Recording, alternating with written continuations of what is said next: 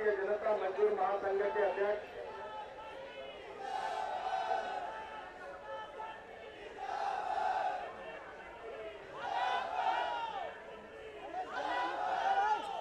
झंडा नीचे कर दो भैया।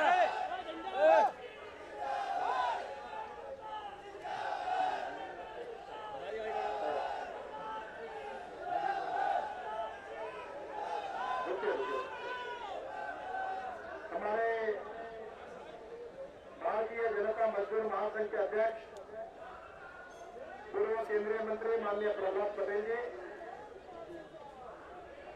हमारे सांसद और राज्यसभा में हमारे मजदूरों का आवाज बुलंद करने की जिम्मेदारी जिनके ऊपर दी है, ऐसे एक अर्थशास्त्री और हमारे युवा सांसद प्रकाश जावड़ेकर जी, पार्टी के ऑल इंडिया के हमारे सेक्रेटरी अभिमन्यु जी,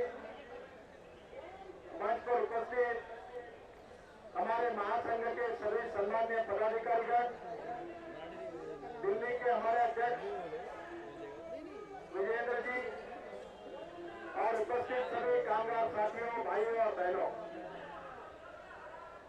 सबसे पहले मैं भारतीय जनता मजदूर महासंघ को हृदय से धन्यवाद दूंगा कि आपने इस देश के असंगठित क्षेत्र के मजदूरों का आवाज इस दिल्ली के तख्त के सामने आज बुलंद किया, इसलिए आप सब अभिनंदन के लिए पात्र हैं। बहनों भाइयों, हमारे देश में 44 करोड़ ऐसे लोग हैं जो असंगठित क्षेत्र में काम कर रहे हैं। कोई साइकिल रिक्शा चला रहा है, कोई बोरे उठाने का काम कर रहा है, कोई ऑटो में बर्तन धोने के काम कर रहा है, कोई हॉस्पिटल में कचरा उठाने का काम कर रहा है। ऐसे गरीब लोग हैं, असंगठित क्षेत्र में काम कर रहे हैं। जो बैंकों में काम करते हैं, जो सरकारी दफ्तरों में काम करते हैं, वो संगठित क्षेत्र के ऊपर अपनी मांगों को पूरी करने का उनको मौका मिलता है।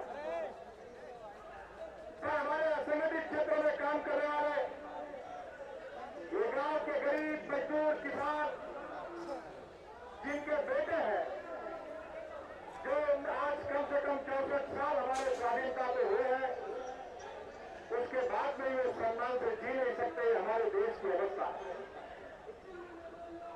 आज 64 साल हुए, इस 44 करोड़ लोगों को रहने के लिए घर नहीं है, पीने के लिए शुद्ध और स्वच्छ पानी नहीं मिलता, खाने के लिए रोटी नहीं है, और हालत तो इतनी खस्ता हो रही है कि महंगाई के सामने, महंगाई के कारण एक समय की रोटी नहीं खा सकते।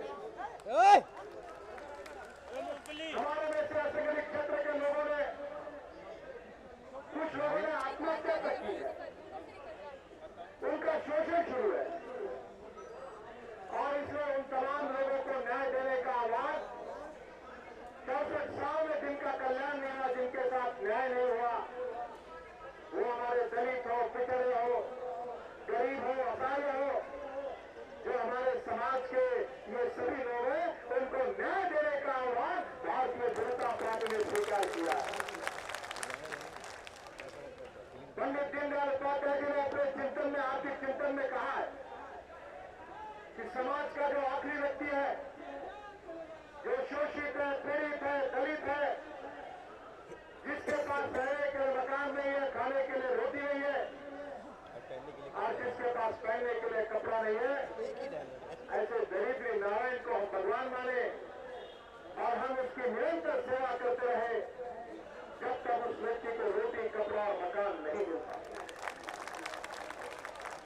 भारतीय जनता पार्टी ने राष्ट्रवाद को विचार को प्रेरणा के रूप में स्वीकार किया है, और इन गरीबों की हालत को सुधारने के लिए हम विकास की राजनीति करना चाहते हैं, और इसलिए राष्ट्रवाद के बाद दूसरी महत्वपूर्ण बात अगर हमने स्वीकार की है तो सुशासन और विकास, गुड गवर्नेंस और डेवलपमेंट, इस बात को हमने स्वीकार किया है।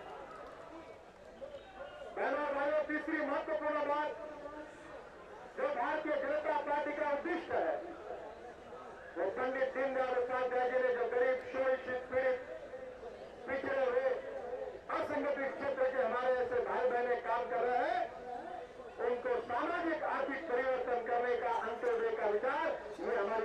निष्ठा है, हमारा मिशन है, हमारा उद्देश्य है। और जहां सरकार ने हम ये काम कर रहे हैं, गुजरात के सरकार ने गरीब मेला का आयोजन किया और एक एक जिले में 50-50, 4-4 हजार लोगों को योजना का फायदा दिया है। मध्य प्रदेश की सरकार ने अंत्योदय मेले के रूप में पूरे जिले में कार्यक्रम के जिसकी शुरुआत मैंने की थी और एक एक जिले में 50-50 हजार, 7-7 हजार लोगों को योजनाओं का फायदा दिया। छत्तीसगढ़ की सरकार हमारे गरीबों के लिए 1 रुपए किलो चावल की योजना चलाकर गरीबों को रोजी रोटी देने का काम कर रही है। हमारे कर्नाटक की सरकार ने गांव में हमारे काम करने वाले गरीब किसानों को मुफ्त बिजली दी और क्रॉप लोन में 30 के लिए कर्जा मिलता है, केवल 1% ब्याज से देने का निर्णय उस सरकार ने किया है। मैं आपको बता देना चाहता हूं, भारतीय जनता पार्टी हिंदुस्तान का भविष्य बदलना चाहती है। इसका अर्थ यही है कि हिंदुस्तान के जो 42,000 करोड़, 44,000 करोड़ जो गरीब लोग हैं, जो गांव गरीब मजदूर भाई हमारे हैं, उनके जीवन को, उनको भविष्य को बदलना, यही भारतीय जनता पार्टी का मकसद है। हम केवल बात नहीं कर रहे, हम उसके लिए काम भी कर रहे हैं। मैंने नागपुर में 1000 असंगठित क्षेत्र के कामगारों के लिए घर तैयार करने की योजना शुरू की और 1000 घर बन गए। उसमें से 170 कामगारों को केवल 400 रुपए स्क्वायर फीट के भाव से, जिस घर की कीमत 1.5 और 15 लाख रुपए में घर मिला, उसकी मार्केट में 8 लाख रुपए की कीमत हमने गरीब मजदूरों को दिलाया। मैं मांग करता हूं कि हमारे यहाँ के दिल्ली के अध्यक्ष भेजे और हम कोशिश करें कि दिल्ली में साइकिल रिक्शा चलाने वाले हमारे जो मजदूर भाई हैं, उनकी हालत खराब है। उनको टीबी और कैंसर से रोग होते हैं, आदमी को वो करते हैं।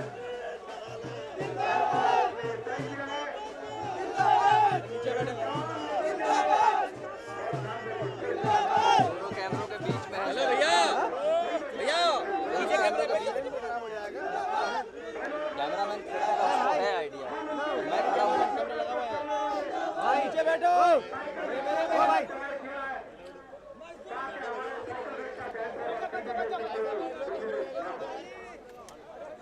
इसलिए आपने पहले बात है कि जितने असंगठित क्षेत्र में कामगार हैं, अरे नीचे बैठ जाओ यार। बिलो पॉवर्टी बीपीएल लिस्ट में आना चाहिए, ये हमारी मांग है। हम प्रधानमंत्री से और सोनिया से प्रार्थना करते हैं कि आप गरीबी की बात करते हो, आपने गरीबी को दूर नहीं किया, आप तो गरीबों को बर्बाद करने का काम कर रहे हो। लोग कांग्रेस वाले कहते थे सोनिया जी आ रही है, नई नहीं है, नहीं तो आएंगे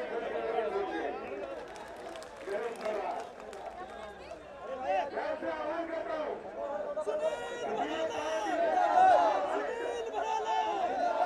कांग्रेस पार्टी और सोनिया जी कह रही है कि हमारे देश में गांव में जिस व्यक्ति का रोज का उत्पन्न इनकम 26 रुपए से ज्यादा 27 रुपए है, तो धनवा ने ये व्याख्या मनमोहन सिंह जी और यूपी और करुण सोनिया जी की सरकार ने बताई है। आप मुझे बताइए कि गांव में 26 रुपए 27 रुपए रोजी में कैसे जीवन जी सकते हैं। वो आगे कहते हैं कि शहर में जिस व्यक्ति की आमदनी 25 रुपए से ज्यादा 33 रुपए प्रतिदिन है, वो व्यक्ति धनवान है। अब 33 रुपए प्रतिदिन कमाने वाला व्यक्ति शहरों में धनवान और 27 रुपए प्रतिदिन कमाने वाला गांव में धनवान, ये कौन सी व्याख्या है। मैं राहुल जी को, सोनिया जी से और मनमोहन सिंह जी से प्रार्थना करता हूं कि ये 27 रुपए में गांव में और 33 रुपए में शहर में हम कैसे जी सकते, जरा आप हमारा मार्गदर्शन करिए। जरा बताइए कैसे जीवन हम जिएंगे। आप महंगाई आसमान पर जाकर पहुंचिए। इस देश में 18,000 करोड़ का अनाज पड़ता है। सुप्रीम कोर्ट ने कहा कि इन गरीबों को बांट दो, तो हमारे कांग्रेस की सरकार ने सुप्रीम कोर्ट का सवाल पूछा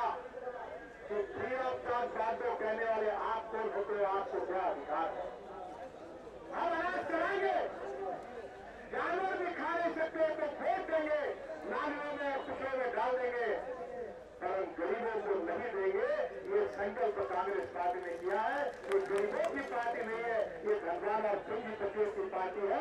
क्योंकि इस पेट्रोल में 1,70,000 करोड़ का चूना लगाकर उद्योगपतियों के इशारों पर काम करने वाली पूंजीपतियों और दलालों की पार्टी है, ये गरीबों की पार्टी नहीं है। भाइयों और भाइयों, दूसरी महत्वपूर्ण बात है, आपने कहा, मैंने अभी इनको सबको कहा है कि आज हमारे यहाँ जो गवर्नमेंट ने ईएसआई का हॉस्पिटल खोले, हमारे नागपुर में हॉस्पिटल खोला, वहां जानवर नहीं जा सकते, ऐसे हॉस्पिटल बना। हॉस्पिटल में डॉक्टर नहीं है, डॉक्टर है तो दवाई नहीं है, दोनों है तो नर्स नहीं है, और तीनों है तो कौन मरने के लिए इनके हॉस्पिटल में गया है, तो हॉस्पिटल की हालत बनी हुई है।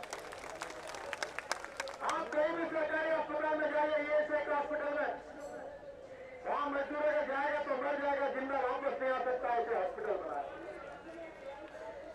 मैं तो मुझे बड़ा आश्चर्य लगता है, गरीब आदमी को जात नहीं होती, गरीब हिंदू नहीं होता, मुसलमान नहीं होता, क्रिश्चियन नहीं होता, बौद्ध नहीं होता, सिख नहीं होता, न यादव होता है, न मराठा होता है, न ब्राह्मण होता है, गरीब गरीब होता है। गरीब को कोई जात पंथ धर्म और भाषा नहीं होती। भारतीय जनता पार्टी गरीबों के साथ है, और इसलिए जो असंगठित कामगार क्षेत्र में जो हमारी यूनियन काम कर रही है, इसमें से हम ये मांग करते हैं कि अगर आईएएस ऑफिसर को मेडिकल इंश्योरेंस मिलता है, सरकार करती है, सरकारी कर्मचारियों को मेडिकल इंश्योरेंस की पॉलिसी बनती है, तो दिल्ली के अपोलो हॉस्पिटल में, स्टार हॉस्पिटल में हमारे गरीब लोगों को भी ट्रीटमेंट क्यों नहीं मिलनी चाहिए। ये भूखकर ईएसआई के हॉस्पिटल में मरने के लिए हमें ट्रीटमेंट नहीं चाहिए। हर हिंदुस्तान के नागरिक है, हमारा हिंदुस्तान पर अधिकार है। सरकार का काम है कि जो धनवानों के साथ व्यवहार होता है, वो इस देश के गरीबों के साथ होना चाहिए, ये हमारी बात है। हमारे साहिब सिंह वर्मा, हमारे ऐसे नेता थे, जब उनको मिला था, उस ऐतिहासिक पुरुष ने ये असंगठित क्षेत्र के कामगारों को 1500 रुपये महीना पेंशन देने की बात की थी, उसका बिल मंजूर किया था, और गरीबों के लिए अटल बिहारी वाजपेयी के नेतृत्व में उन्होंने योजना बनाई थी।